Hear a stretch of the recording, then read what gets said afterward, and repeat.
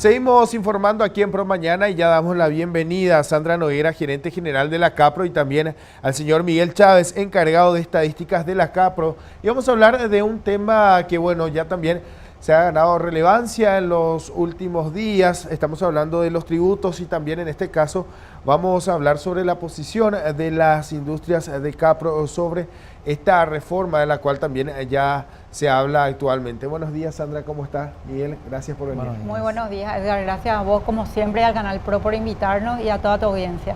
Bien, Miguel, tenemos que hablar un poco acerca también de los datos estadísticos para que los televidentes puedan conocer un poco más acerca de cómo están actualmente en el sector. Bueno, estamos actualmente con una molienda acumulada de 3.200.000 toneladas de soja en particular. Esto es un poco más de lo que se había registrado el año pasado a este mes, pero con ciertas particularidades de año que no se dieron el año pasado. Ahora tuvimos un inicio muy temprano del proceso de molienda que hace que tengamos un acumulado superior al del año pasado. Sin embargo, si es que vemos un poco nuestra perspectiva de cierre de año, lo que vemos es que vamos a tener una leve retracción en lo que es la molienda del año. Estamos esperando cerrar con 3.630.000 toneladas aproximadamente, que son más o menos 30.000 toneladas menos de la que se hizo el año pasado. Esto va a ser porque las condiciones de competitividad que tiene la industria ya no son tan buenas como las que se tenía a principio de año, ahora que incentivó que la molienda arranque más temprano este año de lo que se dio en años anteriores. Entonces muchas fábricas, en vista de estas condiciones, deciden un poco adelantar su proceso de mantenimientos que se da todos los años. Entonces esto va a hacer que en los últimos 2 meses del año tengamos una molienda menor a la que se tuvo el año pasado en particular. Es decir, una molienda menor, pero los números, si bien son auspiciosos. Sí, a ver, hasta ahora estamos con un acumulado positivo, ¿verdad? Sin embargo, eso se estaría dando la vuelta y estaríamos cerrando el año con menor molienda de lo que tuvimos el año pasado, ¿verdad? Sandra, ¿esto qué nos permite entender de cómo están actualmente en el sector, estos volúmenes y también la proyección que tienen? Bueno, Edgar, lo que dijo justamente Miguel es que las condiciones de competitividad al comienzo del año fueron positivas, ¿verdad? ¿Por qué? Porque nosotros habíamos ganado una acción de inconstitucionalidad, no sé si recordás, en diciembre del año pasado, contra el decreto 1029, que fue el decreto que arbitrariamente calificó a las industrias de molienda oleaginosas como de procesos básicos e incipientes. Con ello, en contra de la ley 5061, nos limitaron la devolución que estaba ya prevista en la ley del 100% solo al 50%. De esa manera habían violado la Constitución Nacional y en ese momento también la ley, porque violan el principio de igualdad tributaria. Solamente las industrias de oleaginosas, las industrias aceiteras son las que no reciben actualmente la devolución del 100% del IVA y no así las otras industrias, ¿verdad? Entonces, esa condición nunca se solucionó, ¿verdad? Nunca tuvimos un incentivo, las industrias nunca tuvieron desde su instalación un incentivo con esa ley 5061 porque no se cumplió, ¿verdad? Y posterior a eso salió un nuevo decreto 5 meses después, que fue el 9100, que nuevamente limitaron al 50% el derecho a la devolución del IVA, ¿verdad? Entonces, cuando todavía ni siquiera se tenía definido nada, salió otra vez luego esto, lo de la limitante para las ya estaba definido, ya habíamos ganado en diciembre la acción de inconstitucionalidad.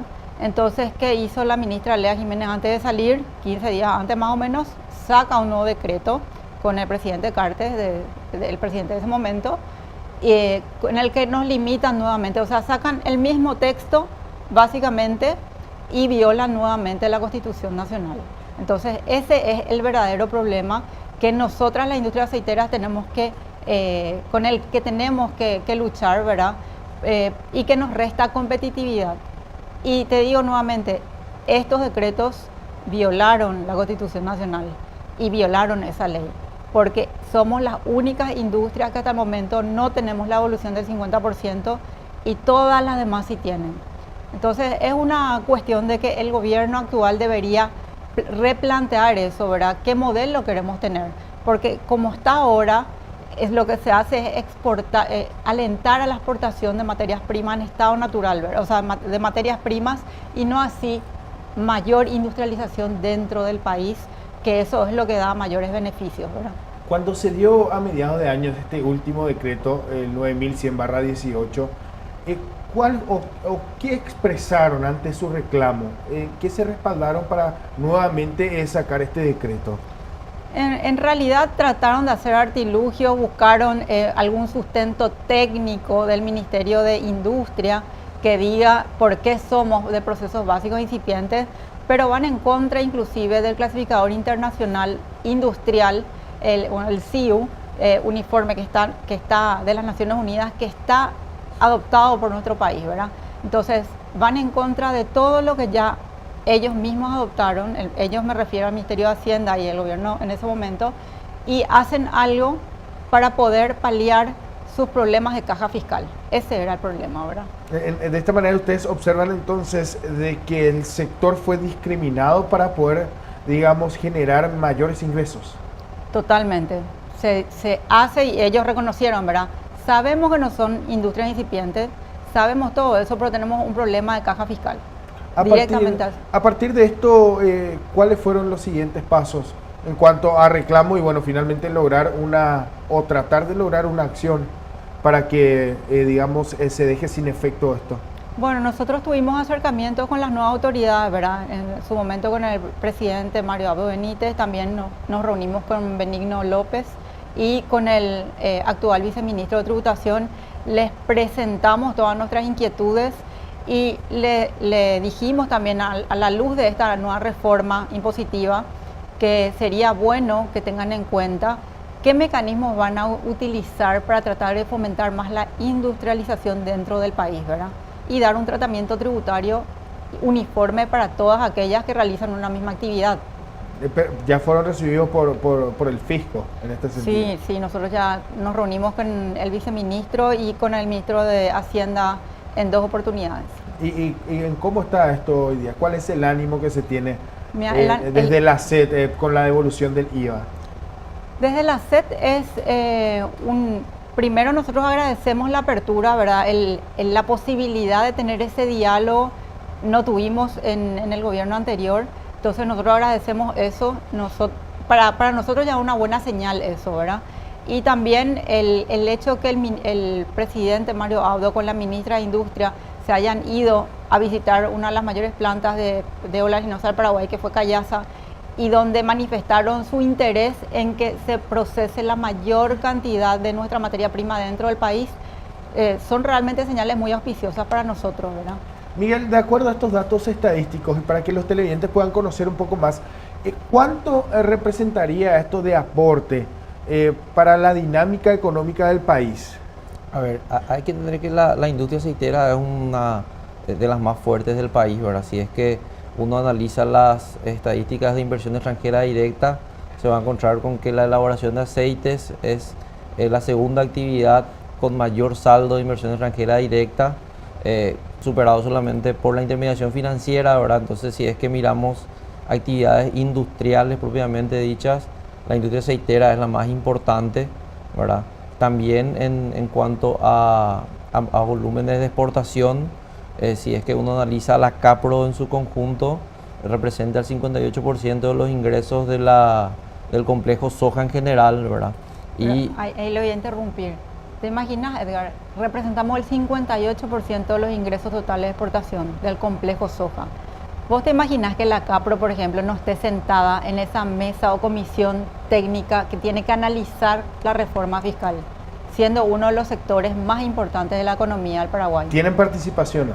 Deberíamos tener. ¿No tienen participación? No sabemos todavía. Nosotros presentamos una nota al Ministerio de Hacienda solicitando que nos tengan en cuenta justamente porque el negocio, las actividades que realizamos nosotros son muy específicas, tienen particularidades. Y tienen una participación importante. Que deberían tener, sí, además de la participación importante, también tienen particularidades el negocio en sí, que es necesario que los técnicos que van a redactar las normas puedan entender el alcance y cómo funciona todo, ¿verdad? Porque eso va a hacer que la norma no sea letra muerta y que tampoco frene el negocio, ¿verdad?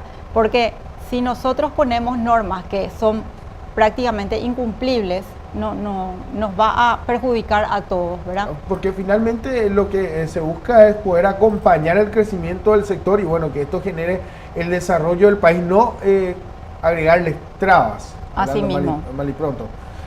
Miguel, para que, digamos, graficar un poco los datos estadísticos, en la devolución del IVA, ¿cuánto significaría esto o en qué se traduciría esto? Sí, a ver, nosotros habíamos hecho unas estimaciones que compartimos al momento de esta primera acción que comentaba Sandra en diciembre del año pasado, y de que depende mucho de eso del precio, ¿verdad? Pero rondaría los 35 millones de dólares al año la devolución de créditos fiscales, este 50% extra que nosotros estamos solicitando, ¿verdad? Que es de repente un monto chico para considerar todo lo que es la industria, ¿verdad? Todos los beneficios que se pueden aportar generando más industrialización a nivel local. Ahora, Sandra, ¿ustedes acompañan lo que es una reforma tributaria integral? Sí, yo creo y bueno, nosotros creemos que la reforma tiene que ser integral, ¿verdad? No solamente hacer parches, porque te va a dar mayor seguridad y previsibilidad a todos los inversores, ¿verdad? Uno cuando viene a un país tiene que conocer cuáles son las reglas de juego y tener una cierta confianza en que eso va a seguir por lo menos 10 años así, ¿verdad? Sin retoques todo el tiempo, ¿verdad? Entonces, nosotros creemos que sí, que se debería hacer una reforma y sobre todo también se deberían mejorar los sistemas de control.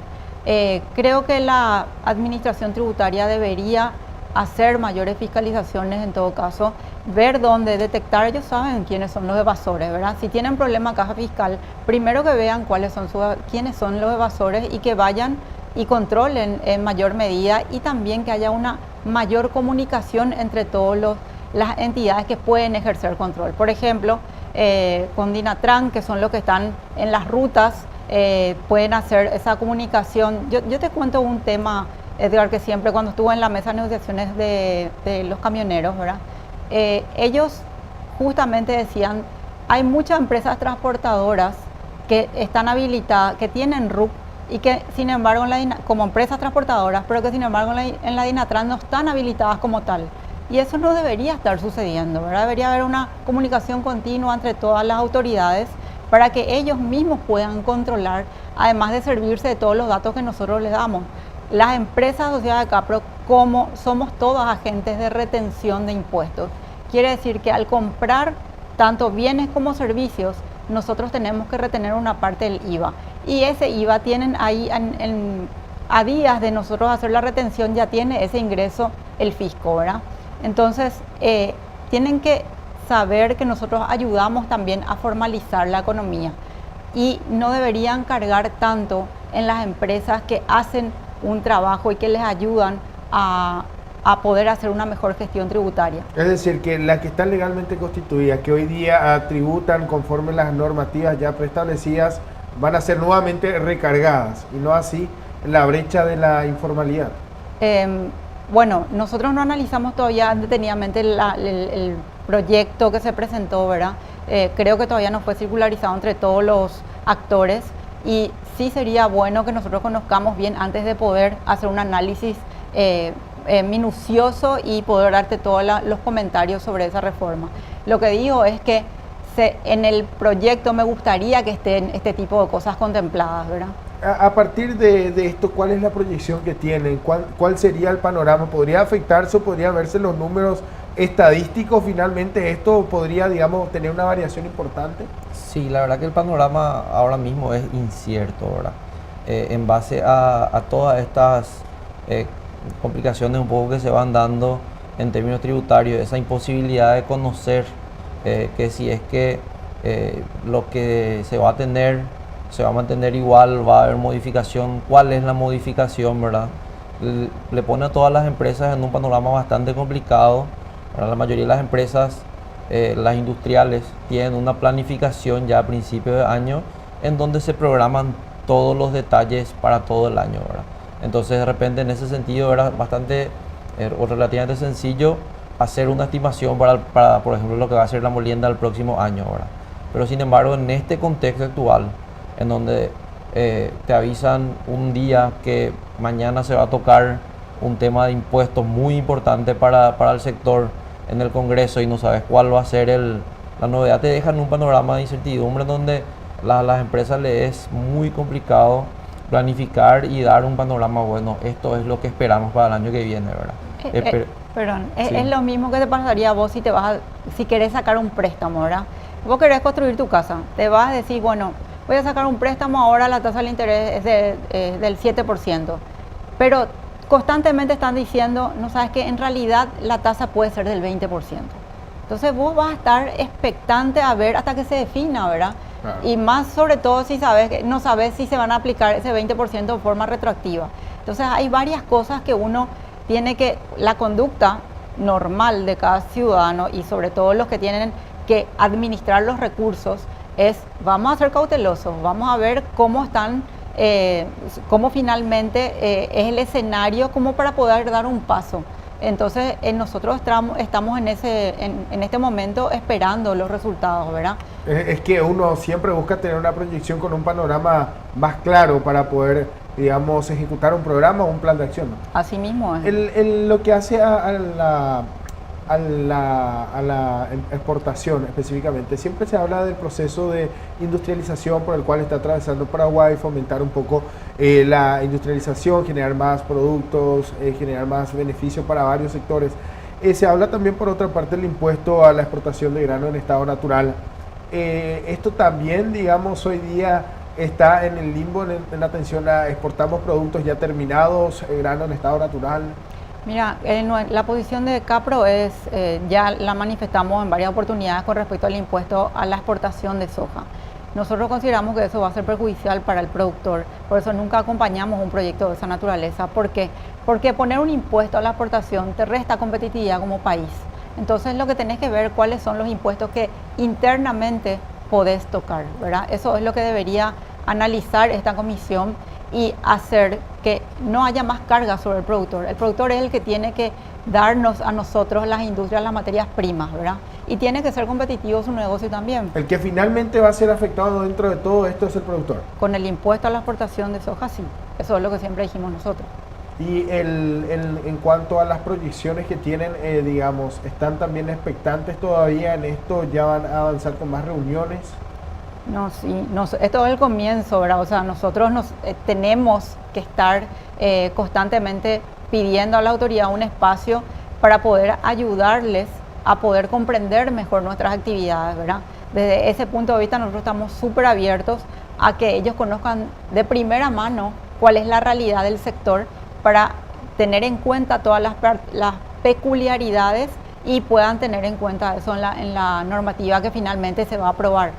Algo importante es destacar la realidad del sector. Sí. ¿Ustedes creen que por desconocimiento muchas veces muchos hablan de que el sector no aporta lo que debería aportar?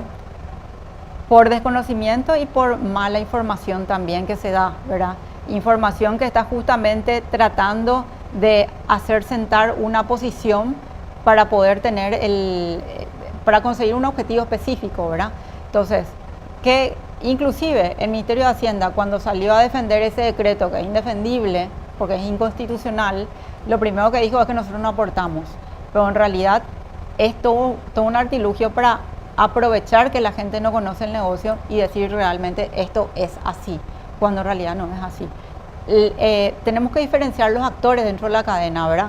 Están los productores por un lado, los que solamente realizan actividades de exportación de materia prima, y las industrias. Las industrias también exportamos materia prima, pero sobre ese régimen de exportación de materia prima bueno, nosotros en primer lugar aportamos el impuesto a la renta de actividades comerciales, industriales o de servicios, no IRAGRO, ¿verdad? Nosotros como industrias aportamos igual que cualquier otra industria. Eso es lo que tiene que saber la teleaudiencia, ¿verdad? Todos aportamos igual que cualquier otra industria. No por ser las industrias aceiteras pagamos menos. Siempre tributamos sobre la renta neta. Eso es lo que ya debería saber la gente y que por lo general no se dice, ¿verdad? Siempre estuvimos entre los mayores contribuyentes del impuesto y lo que hace el Ministerio de Hacienda, es decir, realmente su aporte total no es, o sea, el aporte efectivo no es lo esperado. No es lo esperado porque ellos mezclan los impuestos. Una cosa es el impuesto a la renta comercial y otra cosa es el IVA. Entonces lo que ellos hacen es, no te estoy devolviendo el IVA, entonces disminuyo tu aporte. Pero no puedes mezclar impuestos para hacer un cálculo real. O sea, en la planilla se tiene que tener datos bien discriminados para poder tener en realidad los números reales. Ellos tienen los números reales, pero lo que muestran es solamente el cruzamiento entre el IVA y el impuesto a la renta comercial para decir que nuestro aporte no es el suficiente. En cuanto a los datos estadísticos, me gustaría hacer énfasis en esto porque es importante, digo yo, porque también demuestra de cómo estamos hoy día en el país en cuanto a la productividad y también siempre se habla de mejor rendimiento por hectárea, que es lo que buscan los productores en sí. ¿Se ha observado esto en estos últimos meses en comparación a lo que fue el año pasado, de acuerdo a los datos que tienen, o todavía se espera el cierre del año para tener los datos oficiales? A ver, en cuanto a producción agrícola, en sí, este año tuvimos un poco menos de lo que fue el año pasado, por algunas cuestiones climáticas y demás, ¿verdad? Pero básicamente estamos en un nivel bastante bueno, ¿verdad? Estamos cerca de las 10 millones de toneladas y lo que esperamos es que ese nivel de producción agrícola es el que se mantenga, ¿verdad? Eso siempre en el supuesto de que no tengamos ningún efecto muy negativo en términos de impuestos o alguna otra cuestión que le reste competitividad a los productores y que haga que muchos productores decidan cambiar de rubro, por ejemplo, ¿verdad? Eso es lo que se prevé, por lo menos para el futuro cercano, es que nos mantengamos alrededor de los 10 millones de hectáreas, de los 10 millones de toneladas, con el área más o menos el mismo que tenemos ahora, ¿verdad? 3 millones y medio de siembra. De hectáreas de siembra, ¿verdad? En términos de industria, como les decía, estamos mejor, ¿verdad?, que el año pasado en teoría, pero no alcanzamos aún nuestro pico, ¿verdad? Tenemos una posibilidad actual de procesar 4.200.000 toneladas al año. Vamos a cerrar el año con 3.600 más o menos, ¿verdad? No vamos a aprovechar toda la potencialidad que tenemos y sin embargo tenemos 10 millones de hectáreas de toneladas disponibles, ¿verdad? ¿Por qué no se da, o no alcanzan este porcentaje? ¿Porque falta materia prima o porque el mercado así no lo exige? A ver, tenemos una limitante importante en términos de compra de materia prima por como decía Sandra, ¿verdad? Que estamos en las mismas condiciones estamos tratados de la misma manera, lo cual hace que sea más favorable para una empresa exportar materia prima en estado natural, ¿verdad? Si es que uno analiza para exportar materia prima en estado natural, hay una inversión mínima necesaria de mantenimiento frente a una industria que tuvo una inversión de cientos de millones de dólares y que tiene un costo operativo, un costo de mantenimiento mucho más elevado. Entonces, las ecuaciones son muy distintas, ¿verdad? Entonces, el sistema en sí te está llevando a que se exporte materia prima en estado natural, ¿verdad? No se está acompañando con políticas públicas claras la posibilidad de aumentar la industrialización. Es más, desde el momento en que salió este primer decreto que comentaba Sandra, no se dio más ninguna ampliación de las plantas industriales de Paraguay, ¿verdad? Quedó parado todo. Sí, por decirte, arrancábamos, en 2008 más o menos teníamos 1,5 millones de toneladas de capacidad para procesar.